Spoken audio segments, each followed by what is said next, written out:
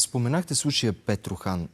Преди дни казахте, Споменах че го, има... защото и там се оказа, че има територия, която функционира по собствени правила и в която държавата се оттеглила под някаква форма. Говорите за хижата около Петрохан. Говоря за района около Петрохан.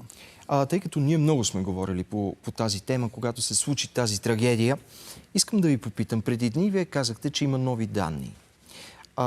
Какви? Какви са данните? Какво може да споделите пред нас сега? Данните са обект на разследване.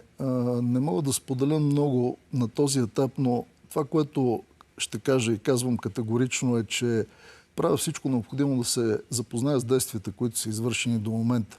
За мен е странно на този етап как основни свидетели, които са установили смъртта на тези хора, са разпитани и буквално са изпратени да отидат, в случая в Мексико, една държава, която е доста трудно за нас да установим комуникация и да ги върнем отново при необходимост, за да допълним информацията. Имам така сериозни съмнения дали пълен обем доказателства е събрана цялата информация, която касае този случай. Когато завърша, това няма да е далеч във времето, тази проверка, ще уведомя обществеността, но трябва да се концентрираме върху фактите и мисля, че е правилно да излезем от политизацията на този, а и на други случаи, защото в крайна сметка тук е важно да се установи истината, важно е да се установи в този аспект, а не да се ползва един или друг случай за спекулации, защото ако това продължава, ще продължава да има подобни случаи, тъй като са удобни да бъдат използвани за политическа употреба.